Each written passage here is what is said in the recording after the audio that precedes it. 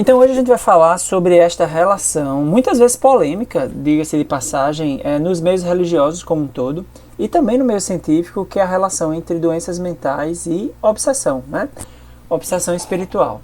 Qual é a relação realmente que existe ou que pode existir entre os transtornos das doenças mentais e a obsessão? Então vamos tentar entender, e assim, o roteiro dessa aula, o conteúdo, vai ser muito mais focado na psiquiatria, né? Como forma de instrumentalizar vocês a entenderem como funciona a dinâmica do adoecimento mental, para a partir daí, com base no conhecimento que a gente já tem sobre a obsessão. Obsessão é um tema que a gente estuda muito no ESD, né?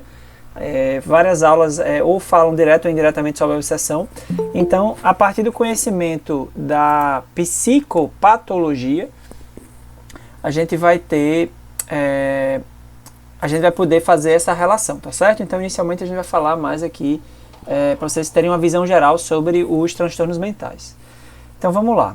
Uma pergunta fundamental nessa história toda é: como é que a gente pode saber, como é que os profissionais que tratam de saúde, problemas de saúde mental, como é que eles sabem que a mente está doente? Qual é o parâmetro que a gente tem? Essa é uma pergunta que eu abro aí para vocês. Alguém sabe me dizer? Eu me baseio em quê para dizer que um indivíduo está com algum problema mental?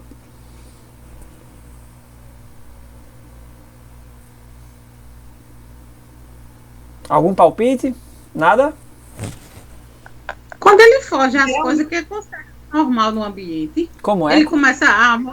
Quando ele foge aos pensamentos, ao comportamento considerado normal numa determinada situação, começa a ver coisas, a ouvir vozes, comportamento normal. Normal é uma palavra interessante. Normal. Mas como é que eu consigo definir o que é normal e o que não é normal? Como é que se define isso? Aí é que é o problema grave, que fica difícil.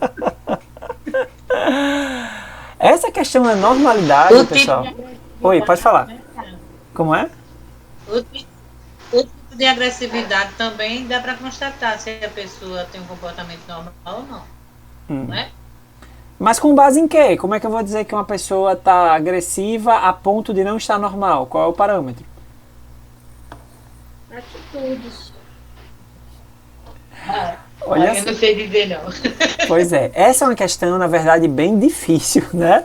E a psiquiatria toda, desde o seu surgimento, ela se debruça ainda sobre isso, sobre separar o que é normal e o que não é. Lembrar que o nome normal, ele tem um conceito estatístico, né? Normalidade, do ponto de vista estatístico, tem a ver com aquilo que é mais comum, né? Então, por exemplo, quando eu digo que é normal, né, as pessoas terem 10 dedos, os seres humanos terem 10 dedos em suas mãos, 5 de cada lado, eu estou dizendo que a grande maioria da população tem 10 dedos, né? Mas vai ter pessoas que vão ter menos dedos ou mais dedos, seja por um problema congênito, por um acidente que sofreram, né? Mas eu digo que é normal ter 10 dedos, do ponto de vista estatístico, porque é o mais comum. Então a normalidade envolve o conceito do mais comum, certo? Esse é um primeiro balizamento para a gente pensar no que está normal e o que não está normal. Mas quando a gente está falando de mente, de comportamento, de essência da natureza humana, isso se torna ainda mais complexo, porque há situações em que aquilo que é normal do ponto de vista estatístico, ou seja, mais comum, não exatamente é o mais saudável, né? E aí entra o conceito de saúde. O que é saúde, o conceito de saúde? Saúde não é a ausência de doença. Saúde é um estado, isso é uma definição da Organização Mundial de Saúde, estado de completo bem-estar biopsicossocial e espiritual. Veja que é um conceito também bastante amplo, e que se a gente não tiver cuidado, ele pode ser também muito vago. Mas veja, na psiquiatria, tem um rastro que a gente sempre vai atrás. A gente vai atrás desse rastro quando a gente está procurando separar o normal do não normal, ou melhor, o saudável do patológico, que é isso aqui, tá? Prejuízo e sofrimento. Essa é a grande trilha que a gente busca desde os primórdios da psiquiatria, para dizer se uma coisa é saudável ou se não é. Então, um transtorno mental, todos os códigos de classificação atuais, que ajudam a gente a fazer diagnósticos na psiquiatria, eles levam em consideração isso aqui. Um transtorno, para ser um transtorno, uma doença mental, para ser uma doença, ela tem obrigatoriamente que causar ou prejuízo para o indivíduo, né? Ou para as pessoas que estão em volta, tem casos específicos que a pessoa não sente o prejuízo, mas quem está em volta sente. Ou sofrimento para aquela pessoa. Né? Na verdade, muitas vezes essas duas coisas estão juntas. Mas veja que interessante, isso pode ser uma grande bússola para a gente conseguir separar o que é saudável do que não é, né? Então, a gente vai ver aqui os exemplos, né? Por exemplo, depressão. A depressão, ela só é depressão porque aquele conjunto de sintomas, de características, elas estão causando prejuízo no funcionamento da pessoa e sofrimento. Porque se assim não for, não é depressão, né? Inclusive, isso é uma coisa que ajuda a gente na prática a diferenciar uma doença mental de uma reação comum, né? Exemplo, depressão e luto, né? Depressão e luto é uma diferenciação bem importante para ser feita. Por quê?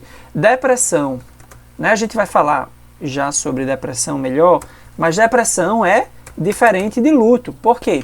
No processo de luto é o processo emocional que nós podemos viver, e viveremos certamente, de perda de algo, né? A gente, quando a palavra luto, lembra algo de morte, mas não significa morte.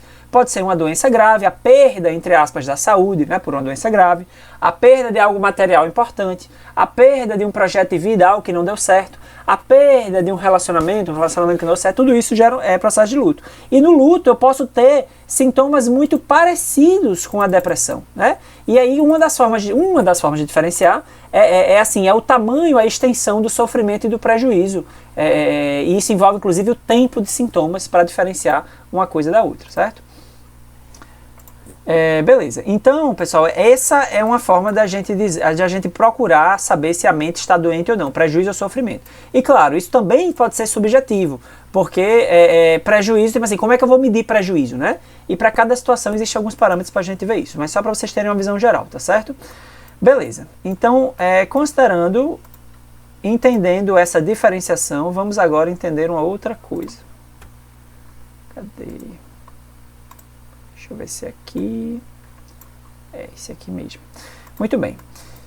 Vamos dar uma passada para vocês entenderem, então, quais são os grandes grupos dos transtornos mentais conhecidos atualmente, né? Só para a gente ter uma ideia das características, né?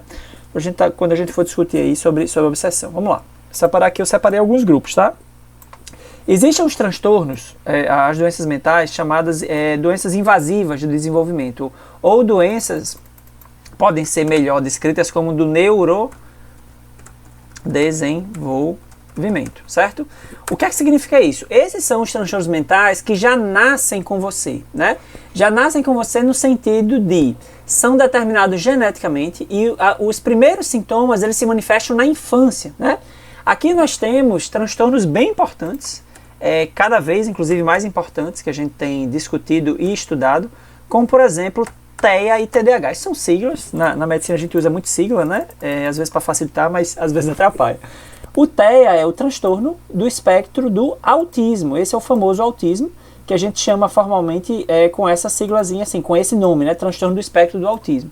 E o TDAH é o transtorno do déficit de atenção e hiperatividade. Mas tem outros, por exemplo, existe a deficiência intelectual, sabe?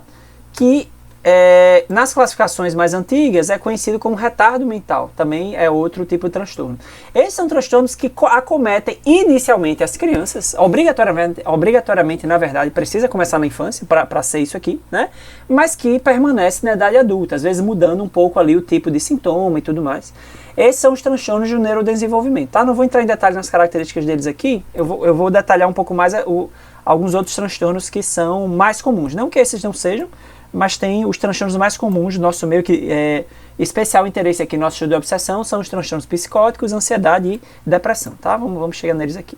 Beleza, então transtorno do neurodesenvolvimento. Outro grupo de transtornos os famosos transtornos de ansiedade. Vamos definir o que é ansiedade, certo? Ansiedade, pessoal, às vezes a gente chama muita coisa de ansiedade de forma imprecisa, né? Toda ansiedade ela tem um núcleo, que é medo e preocupações, tá? Vou colocar aqui como medo, preocupações excessivas. Esse é o núcleo do que é a ansiedade. A ansiedade, para ser ansiedade, ela precisa envolver esses sentimentos ou derivados dele, né? Então, os transtornos de ansiedade, que existem vários tipos, todos eles compartilham essas características em comum. O indivíduo que sofre de ansiedade, em outras palavras, ele sofre de um medo exagerado de algo. Esse algo pode ser algo concreto ou algo imaginário, algo que nem mesmo ele sabe, pode ser apenas um sentimento de medo. E preocupações excessivas, ele tende a se preocupar excessivamente, como o próprio nome diz, preocupar além do que seria normal ou esperado para a situação, né? Com coisas, como o próprio nome diz, preocupação, né? Tem a ver com algo que ainda vai acontecer. Então as preocupações têm a ver com situações de futuro, né? Situações de futuro que ainda não aconteceram, né? Do indivíduo ficar tenso, enfim, inseguro, né? Então aqui sentimentos derivados disso aqui, insegurança, tensão, apreensão, tudo isso são sinônimos aqui. Então todo transtorno de ansiedade, ele traz esses sentimentos, esses comportamentos relacionados a isso aqui, certo? E junto com isso aí tem outras características que é isso que vai diferenciar um transtorno do outro, né? Por exemplo, no transtorno do pânico, a famosa síndrome do pânico, que é chamada assim, né? Síndrome do pânico.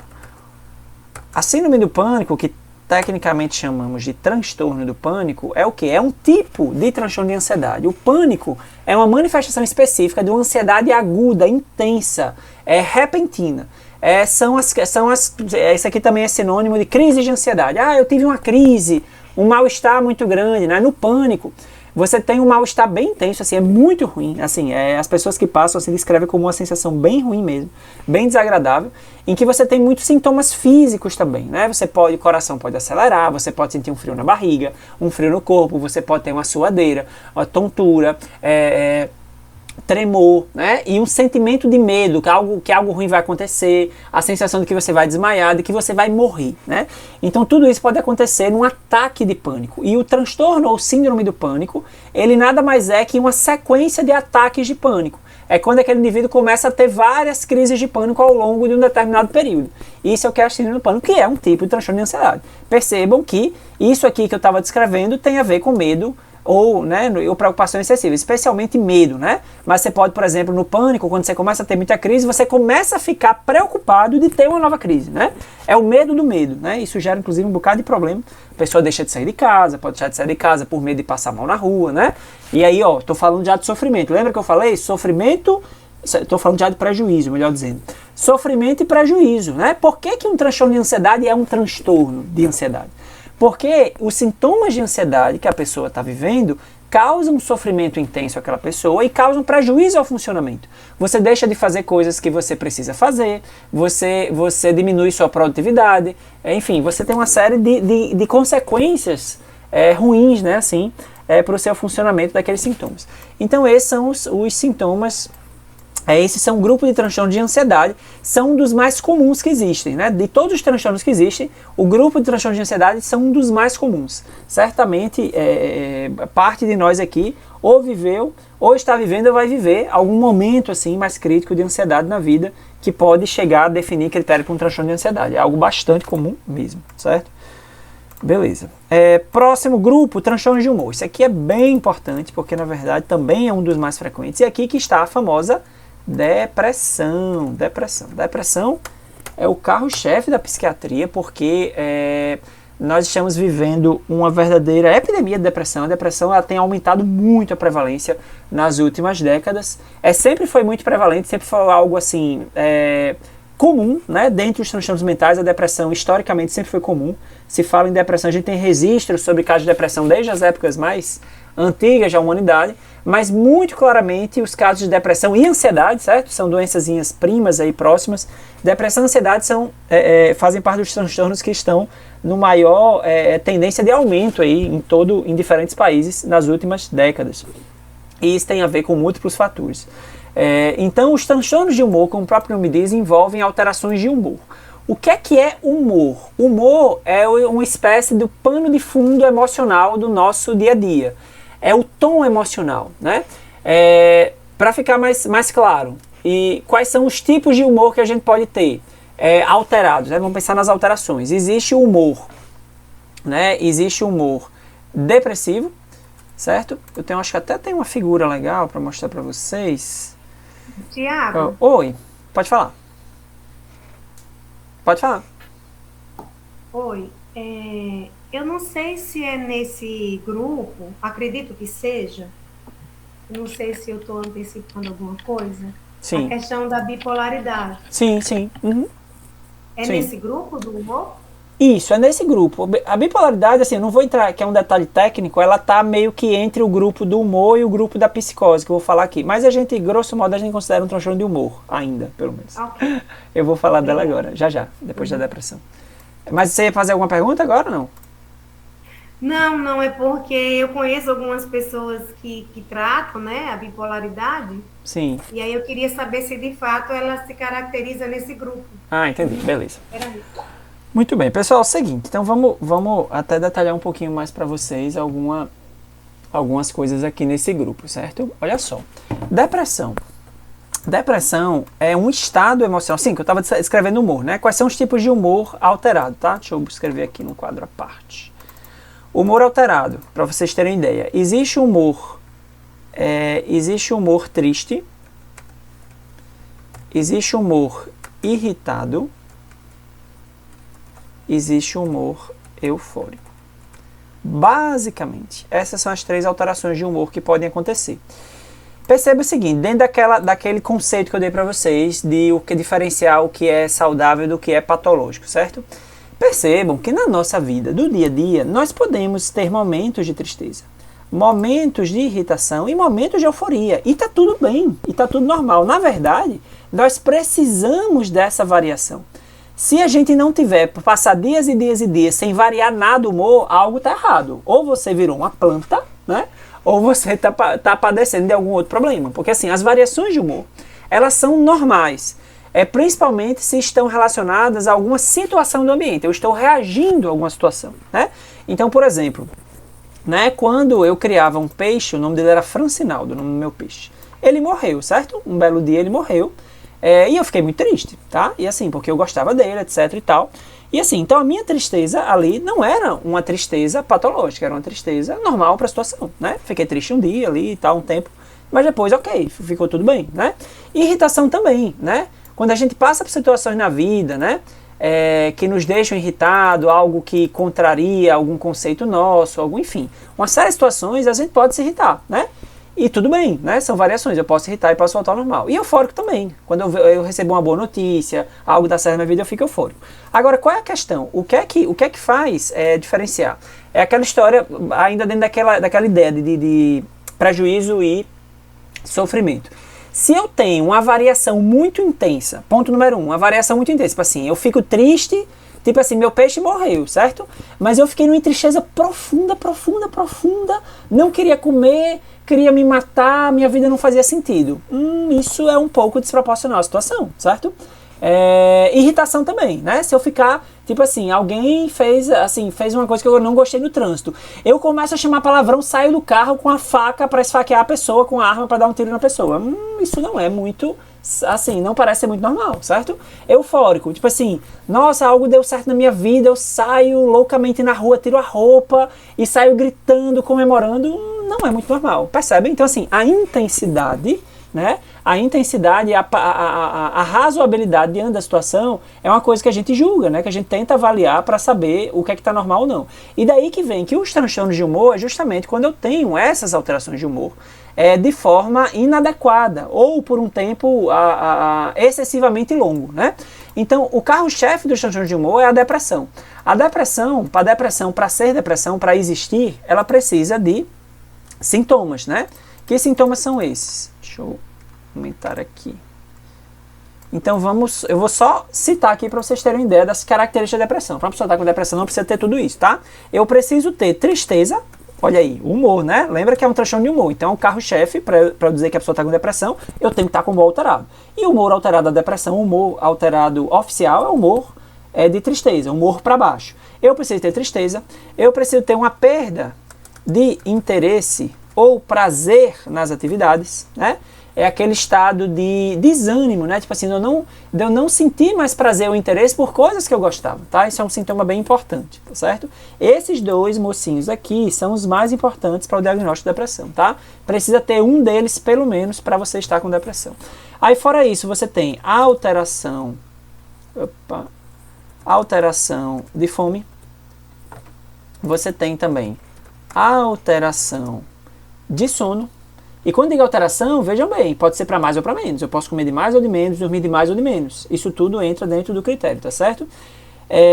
Redução de energia, né? Disposição física, aquela coisa da pessoa estar cansada, fadigada, mesmo assim sem ter um motivo, tipo assim, parece que eu trabalhei no roçado o dia todo no sol quente, né? Mas não, eu fiquei o dia deitado, mas eu continuo cansado, tá? Isso, a depressão faz muito isso.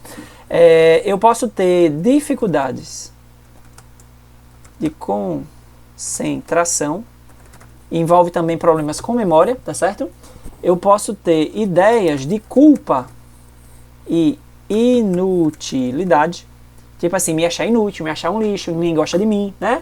Aquele pessimismo, principalmente sobre você mesmo. Tem também lentidão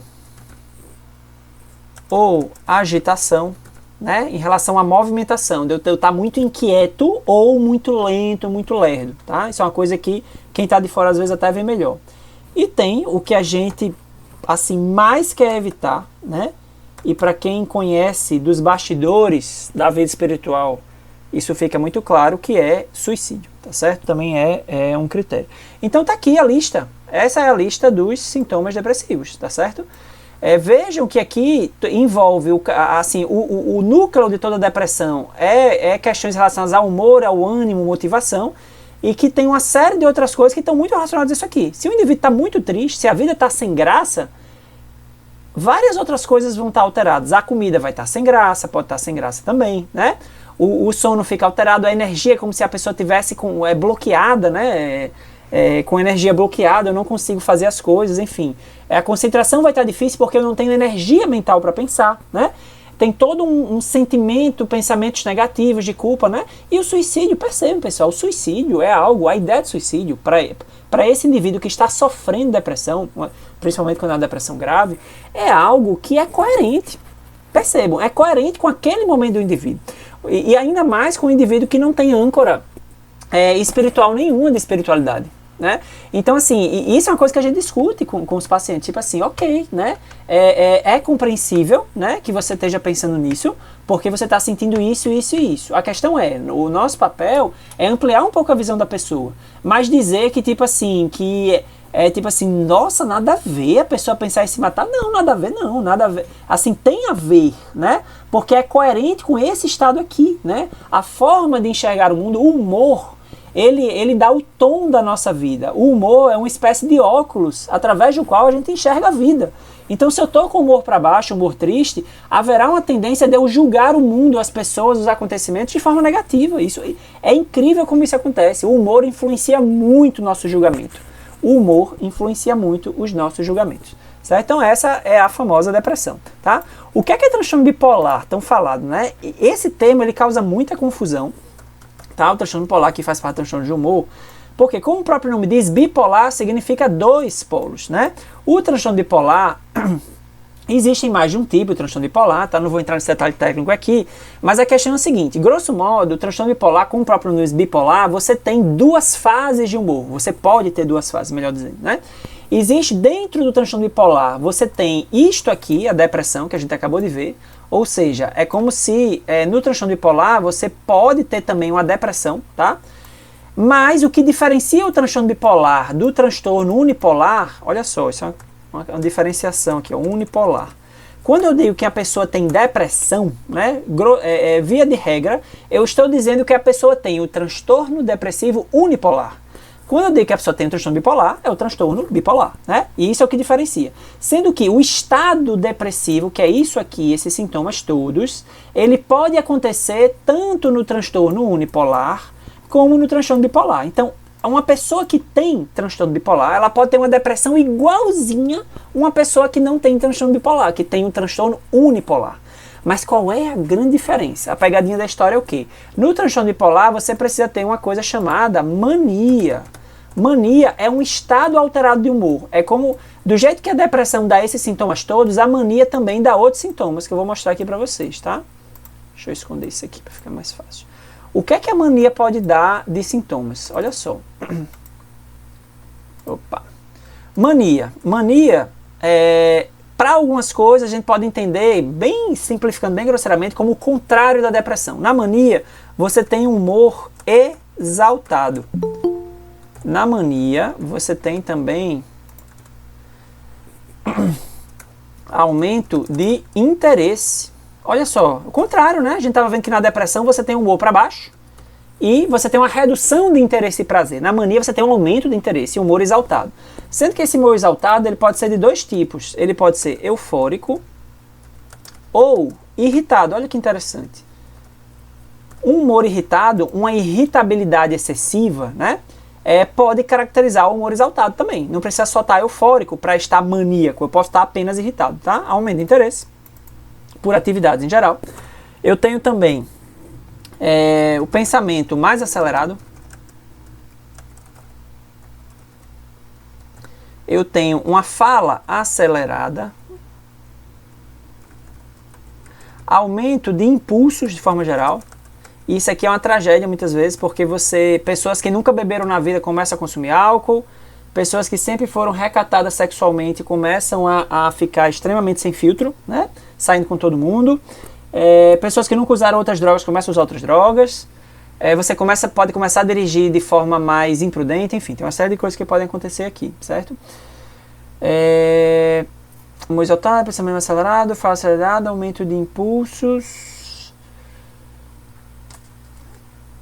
Você pode ter também descontrole, mas vou deixar só as características, tá? Para não ficar muito grande a lista, tá? Só para a gente ter uma visão geral. Então, no estado maníaco, certo? Sim, aumento de distração. Isso aqui é interessante, ó. A pessoa se distrai mais, diferente da depressão. Na depressão você tem uma dificuldade de concentração por baixa energia, você não consegue focar. Aqui você tem também uma dificuldade de concentração, mas é porque você está pensando em muita coisa ao mesmo tempo, né? Esse é o comum da mania. Então vejo que o estado de mania, ele é um estado de aceleração, de exaltação, é como se estivesse com muita pilha, tá? E então é isso que diferencia o transtorno unipolar do bipolar. No bipolar você precisa ter essa fase de mania. E essa fase de mania, ela pode ter diferentes intensidades. E isso pode confundir muita gente, né? Porque às vezes isso aqui vem bem leve, né? Às vezes não dá nem para perceber. E aí vale a pena, pode ser até uma pergunta que alguém faça, que é comum essa pergunta, tipo assim, quando a gente está falando de transtorno de humor, eu estou falando de fases de humor. Tipo assim, depressão, tá? Via de regra, não existe depressão crônica. Tipo assim, estou há 20 anos com depressão. Não existe, não é dessa forma, certo? A depressão, ela vem em fases. Você pode sim ter, tipo assim, uma fase mais intensa de depressão, você melhora, não fica totalmente bom, fica com alguns sintomazinhos, e depois já tem outra crise, aí cai de novo, fica mais intenso, depois melhora, não melhora 100%, aí cai de novo. Mas você se manter deprimido do mesmo jeito o tempo todo, não é assim que funciona. Transtorno de humor, ele vem em fases. Você tem fases de humor. Então tem a fase depressiva, a fase maníaca, como a gente está vendo aqui, são fases. Eu estou falando isso porque existem transtornos em que a pessoa é cronicamente acelerada, por exemplo. Eu sempre tive pensamento acelerado. Eu sempre fui impulsivo, né? Eu sou uma pessoa impulsiva, tipo assim, desde criança, desde adolescente. Isso são outras coisas, tá? São outros transtornos que existem que causam essas questões de forma mais crônica. Mas na mania é uma fase que você passa, tá certo? Beleza.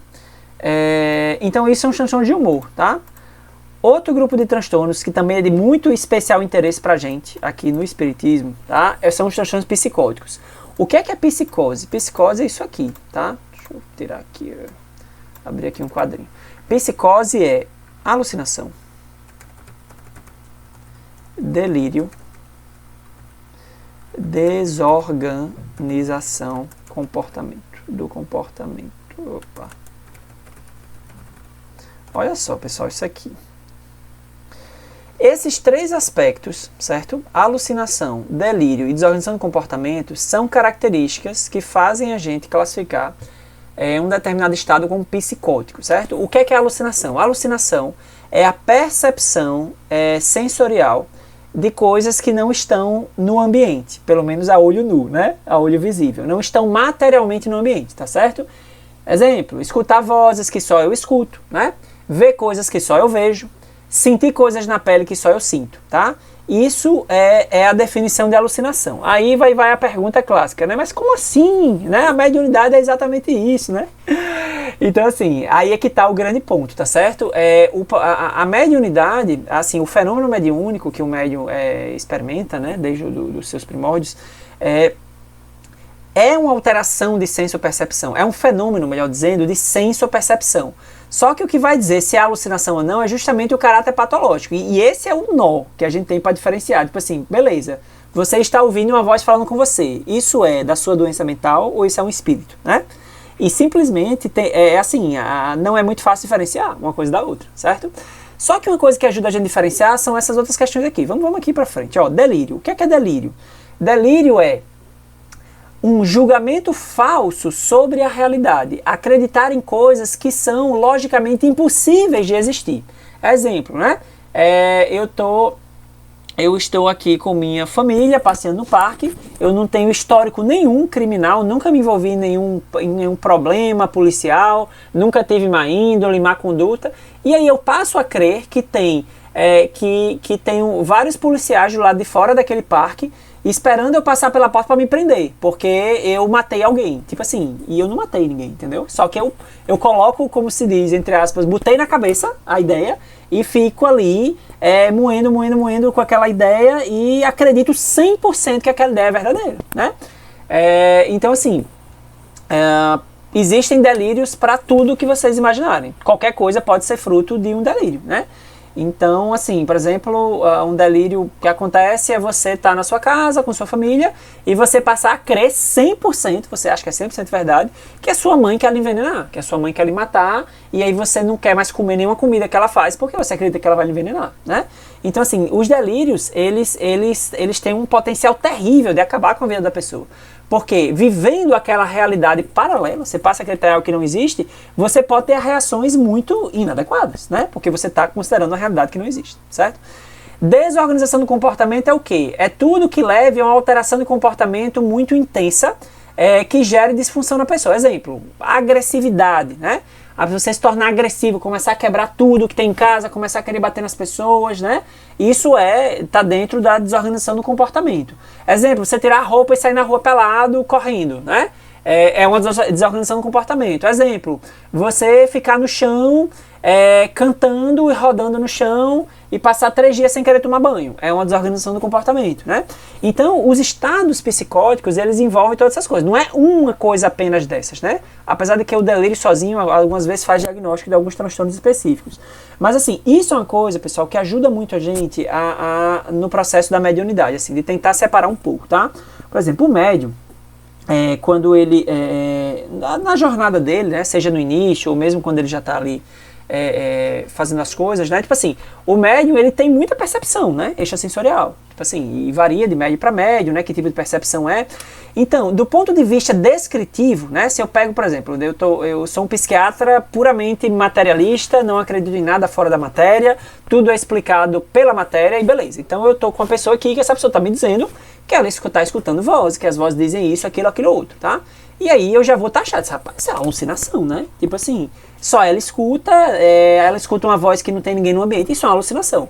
Só que, até do ponto de vista oficial, hoje em dia, né, assim, a gente tem evoluído muito nisso, na própria psiquiatria, existe uma recomendação, né, nos manuais diagnósticos e tudo, da gente ter muito cuidado quando está avaliando a alucinação isoladamente. Por quê? Para eu dizer que uma pessoa está psicótica só com base na alucinação, eu tenho que buscar outras características. Então perceba a diferença. Uma coisa é eu estar com o médium me dizendo que está vendo, que está ouvindo, né? Mas que eu estou vendo que esse médium, ele tá bem cuidado, né? Quer dizer, as questões do autocuidado dele estão normais, ele tá tomando banho, né? Aquela história de não estar 3 dias sem tomar banho, né? Como eu dei o exemplo ali, ele tá assim, bem vestido, assim, né? Não tá com roupas inadequadas, ele tá falando comigo normal, o pensamento dele é organizado, ele tá conversando normal comigo, né? Enfim, ele tá calmo, ele tá tranquilo. Isso quer dizer, ou seja, ele tem só um fenômeno, ele tá me reportando apenas um fenômeno de senso-percepção. Ele não tá doente. Agora perceba a diferença. O indivíduo chega para mim dizendo que está escutando as vozes, mas ele tá com uma série de crenças que não tem como ser verdadeiras, inclusive assim, considerando as realidades espirituais, e ele está desorganizado. Como é que eu sei disso? Ele está agressivo nas palavras, né? Ele está inquieto o tempo todo, balançando a perna, ele não consegue ficar sentado, ele tá com mau cheiro, porque ele está 3 dias sem tomar banho, né? Então, assim, quando eu junto tudo isso, eu chego no diagnóstico de uma crise psicótica, né?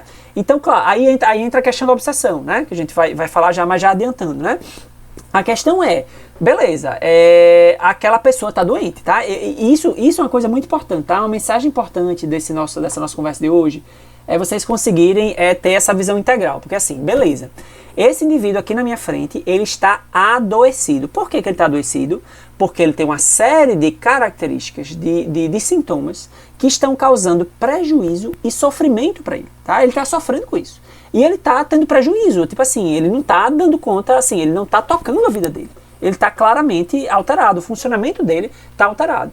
Agora, a questão tá, beleza, mas será que isso não é um espírito, um obsessor? Aí a questão percebam, pessoal, assim, discutir se o obsessor está presente ou não, não invalida, olha só, não invalida o fato que a pessoa está doente, né? A pessoa, naquele momento, aquela pessoa está adoecida, ponto. Agora, qual é a causa dessa doença? Aí é uma outra história, né? Existe um princípio, já adiantando para vocês, que é o seguinte, tá? Os espíritos nos contam muito isso, em várias literaturas a gente escuta isso. Que é o quê? Quanto mais grave o transtorno mental se apresenta, maior a probabilidade de estar sendo influenciado por um obsessor, certo? Isso é um princípio, né? Então, quanto mais grave a pessoa está, maior a chance de eu encontrar um obsessor ali atuando, certo? Agora, quem veio primeiro, o obsessor ou o transtorno mental? Aí também é outra história, porque aí tem muitas variações. Exemplo número 1, Joãozinho, ele desenvolveu uma depressão, né? Pela primeira vez na vida, tratou, melhorou. Depois desenvolveu outra depressão, tratou, melhorou. Só que assim, as depressões começaram a ficar mais frequentes, ele fez uma série de escolhas inadequadas da vida dele, né, do ponto de vista até moral, e aí ele facilitou a atuação do obsessor, que chegou depois para ele, né, por motivos diversos. O obsessor a gente discutiu na hora da obsessão, né, existem vários motivos para a obsessão acontecer, mas depois de algum tempo que ele já tinha a depressão, o obsessor chegou e piorou a situação, né? Então isso é um caso, tá certo? Então aí quando eu pego o Joãozinho já com a depressão muito grave tentando suicídio, o obsessor tá ali. Mas a depressão existia antes do obsessor, entende? Esse é um caso. Caso número 2, né? Maria, ela sempre foi saudável, tranquila, mas ela tem um obsessor, um espírito que está perseguindo ela faz uns 3 séculos, encontrou ela nessa vida, grudou nela, e aí por uma série de questões dela, né, ela acabou dando um pouco de brecha para esse obsessor, o obsessor grudou nela, e este obsessor, ele sozinho, ou com o grupo dele, induziu, facilitou, originou um transtorno mental em Maria. Aí Maria começou a entrar num processo psicótico, né? E aí Maria desenvolveu a doença psicótica mais comum, né? O carro-chefe das doenças psicóticas se chama esquizofrenia. E aí Maria desenvolveu esquizofrenia pela atuação do obsessor. Isso é um caso, né? Mas percebam como as coisas podem variar, né? Caso número 3, vamos para o caso número 3. Caso número 3, o indivíduo que começa a desenvolver um transtorno mental qualquer, uma depressão, um transtorno de ansiedade, um transtorno psicótico, né? Mas ele não tem obsessor atuando nele. Ele está bem adoecido, né? Mas quando você vai checar ali, não tem obsessor. É uma questão dele, do processo reencarnatório, do planejamento dele, das escolhas de vida dele, do contexto de vida. Mas não tem obsessor ali. Existem casos assim também, né? Então, não existe uma regra geral que se aplique a todo mundo, tá? Isso é uma coisa para vocês levarem daqui hoje. Não existe uma regra geral que se aplique a todos os casos, né? As variações são muito grandes. Agora, esse é um princípio para guardar na cabeça, que eu falei antes, quanto mais grave o transtorno, maior a chance de ter um obsessor ali presente, tá certo? E isso é bem importante. E alguns transtornos, eu vou falar disso agora, deixa eu ver aqui, aumentam a chance do obsessor estar presente, tá? Então, tá falando do transtorno psicótico, tá certo? Transtorno psicótico, como eu falei, o representante desse grupo, o principal é a esquizofrenia, tá? Beleza. Transtorno de substâncias. Pronto, é aqui que eu queria falar do obsessor, tá?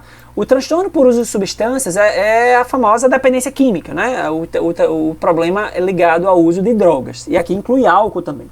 Aqui nós temos uma categoria bem especial, porque de fato, na grande maioria dos casos, a dependência química, ela tem a participação do obsessor, seja causando ou até mais comumente amplificando ou enfim, piorando a situação, né? Porque aqui nós temos todo um processo, às vezes, de uma coabitação, né? Muitos obsessores, eles se aproveitam do obsediado para também, ter acesso às sensações. Então, por exemplo, se eu se na minha vida de encarnado eu usava crack, por exemplo, né? Desencarnei em função disso, cheguei do lado de lá, sofri bastante e tal, mas passei a atuar junto a organizações criminosas, né, especializadas em obsessão, a gente falou isso na aula de obsessão, existe realmente isso no plano espiritual. Então, eu ainda, sob influência daquelas sensações do crack, né, porque a dependência química é algo assim, bem, bem longo, mesmo você sem usar muito tempo, você ainda fica tatuado ali, né, com tendência de recaídas. Então, assim, eu, desencarnado, na ânsia, na vontade de voltar a ter aquelas sensações que o crack me dava, encontro uma pessoa que usa crack, eu colo nele, né? E aí percebam, eu começo a influenciar essa pessoa para usar cada vez mais crack, não só porque eu quero estragar a vida dessa pessoa, mas até às vezes até mais, porque eu quero ter a sensação de uso do crack. Então eu estou colado nessa pessoa e estou ali me aproveitando, eu estou usando a droga junto com a pessoa, tá? Então aqui é uma classe especial de transtornos que tem um interesse especial aqui também por nosso estudo de obsessão, tá? E aqui tem outros transtornos, né? Eu não vou entrar em detalhes para não alongar muito. Fora esse que eu falei, tem várias outras categorias, como transtornos do sono, né? Transtornos da sexualidade, enfim, transtornos diversos aí, tá certo? Beleza. E aí... Opa, deixa eu ver aqui. Aqui já é... Pronto, aqui já vamos discutir um pouco a causa. E aí, no meio de tudo isso, qual é a causa dos transtornos mentais? Essa é uma pergunta bem relevante, uma pergunta estratégica, porque não basta a gente reconhecer o problema, perceber, mas discutir a causa nos ajuda, inclusive, a montar as estratégias para lidar com o problema, né? E isso tem tudo a ver com o nosso tema de hoje, tá? A gente vai ver aqui. Por que as pessoas adoecem? Por que elas têm transtornos mentais, tá? Primeiro, vamos fazer algumas diferenciações aqui. Existe o chamado transtorno mental primário e o transtorno mental secundário, tá?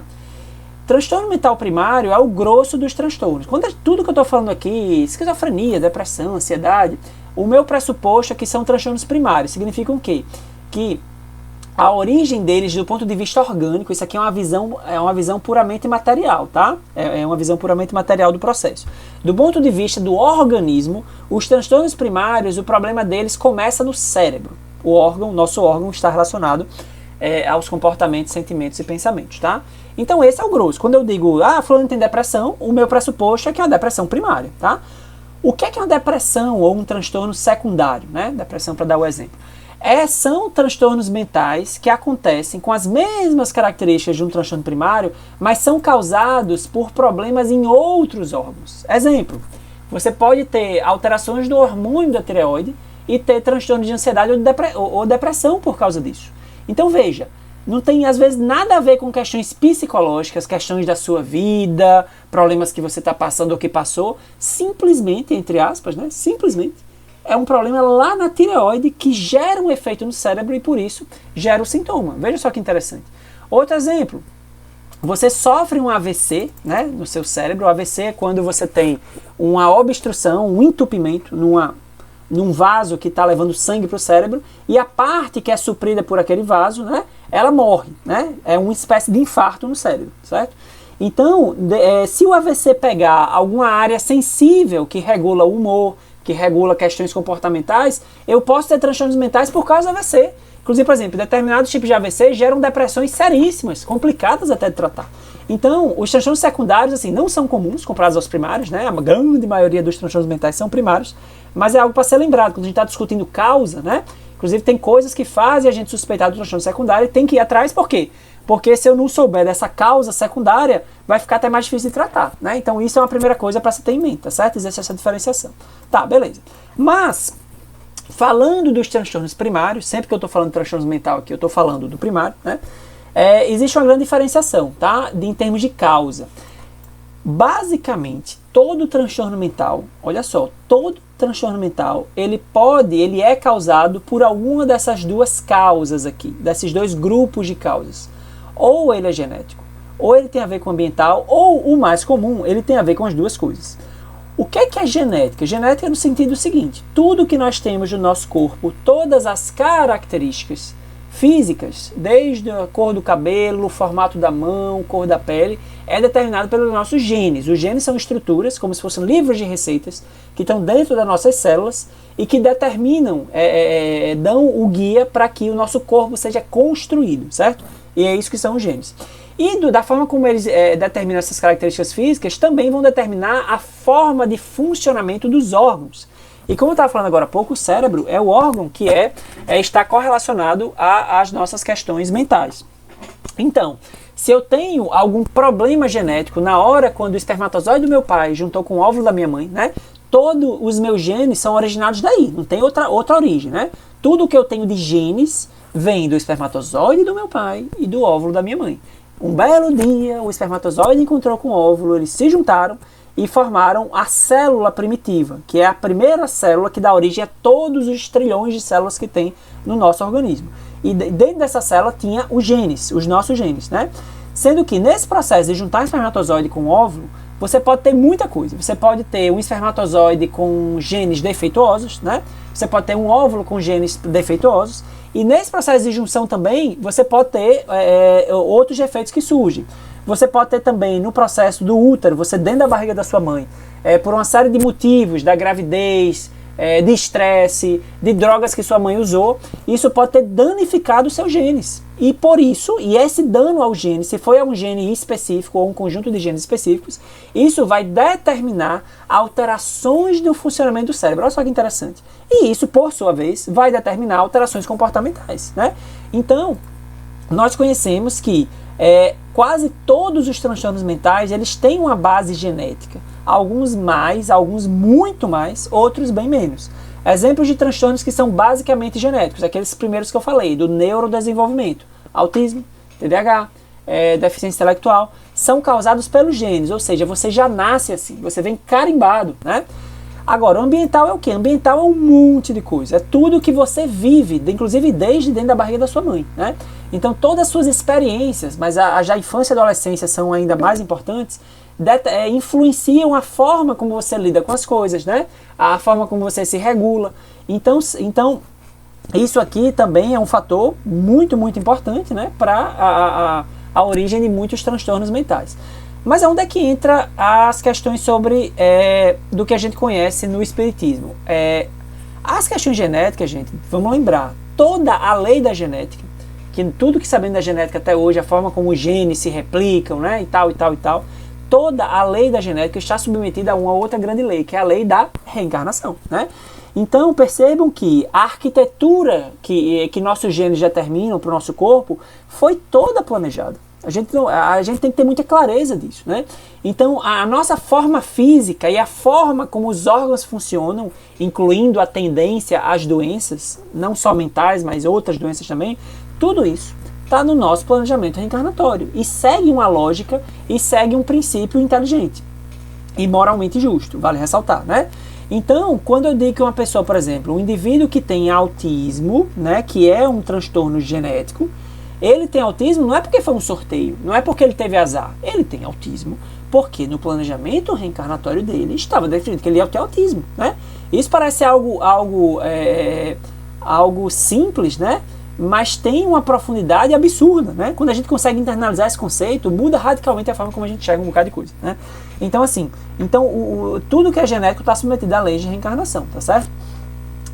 E aí, nesse aspecto, onde é que entra a obsessão aqui, né? A gente está falando sobre a relação de obsessão e transtornos mentais. A obsessão, ela vai entrar nas duas causas, tá? Muito mais fortemente na causa ambiental, por quê? Porque o obsessor é aquela variável, é aquele indivíduo que vai estar influenciando você a adoecer, né? Então, o obsessor, ele entra aqui como um problema ambiental, um problema do ambiente. Ele está ali com você, te influenciando para complicar a sua vida, né? Então o obsessor, ele é um fator ambiental. Porém, o obsessor, existem casos específicos de obsessão que entram no aspecto genético, né? Existe, por exemplo, tem o livro do Manuel Filomeno, eu acho que eu citei até esse caso na aula passada. Existia um caso de obsessão, era um indivíduo, acho que era com autismo grave, se eu não me engano, era uma deficiência intelectual grave, era um transtorno bem grave que ele tinha, né? Ele tinha uma vida bem limitada, eu acho que ele já era adolescente ou era adulto, né? E ele foi levado a um centro espírita, né, e tudo para tratamento de obsessão e tal. E de fato existia um obsessor muito cruel ali com ele, né? E foi mostrado que aquele obsessor, ele estava colado com aquele encarnado desde antes dele nascer. E aquele obsessor, inclusive, influenciou os problemas genéticos desse encarnado. Pode parecer até impressionante ou às vezes até injusto. Meu Deus, como assim? Um bebezinho, né? E cadê a proteção, né? Cadê o anjo da guarda desse bebezinho? Assim, esses são casos específicos, tá? Realmente não é a rotina, não é o comum. Mas existem casos de obsessões muito específicas, obsessões complexas. E claro, tem toda uma história para trás, né? Também não é sorteio, não é porque o obsessor é o demônio e a vítima é o coitado, né? Assim, tem uma série de coisas aí para trás que justificam isso. Mas o fato é que, por exemplo, esse caso, o obsessor estava tão ligado ao obsediado, que se ele fosse removido, ou seja, se a desobsessão acontecesse, simplesmente o obsediado ele iria morrer. E foi o que aconteceu, morrer fisicamente. Porque assim, existia uma troca de energia tão forte ali, que é como se fosse um dependesse do outro, né? Então assim, o obsessor em alguns casos pode entrar na questão genética, mas mais comumente ele entra na questão ambiental, tá certo? Como causa aí de transtorno mental, beleza? E aí eu já adiantei, né? A gente tá falando sobre obsessão, onde é que entra a obsessão nisso aqui, né? Então entra justamente nisso, né? Eu já estava um pouco adiantando aqui as ideias sobre obsessão, então resumindo aqui conceitos importantes para a gente guardar sobre essa relação de obsessão e transtorno mental, tá certo? Peraí, vamos abrir uma tela em branco aqui, tá? Questões importantes, tá certo? É o quê? Princípio número 1, tá? Quanto mais grave o transtorno, maior a possibilidade de influência obsessiva. Tá? Deixa eu diminuir aqui o tamanho. Opa.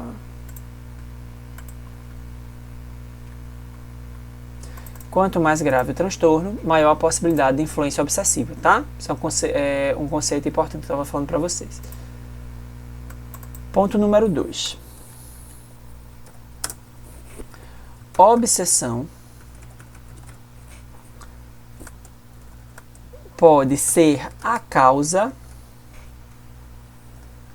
de um transtorno. Pode. Mas frequentemente é um complicador, ou seja, o transtorno ele já existia ou ele já tinha tendência de existir por uma questão genética, por exemplo, e o obsessor só vem piorar a situação, tá certo? Ponto número 3.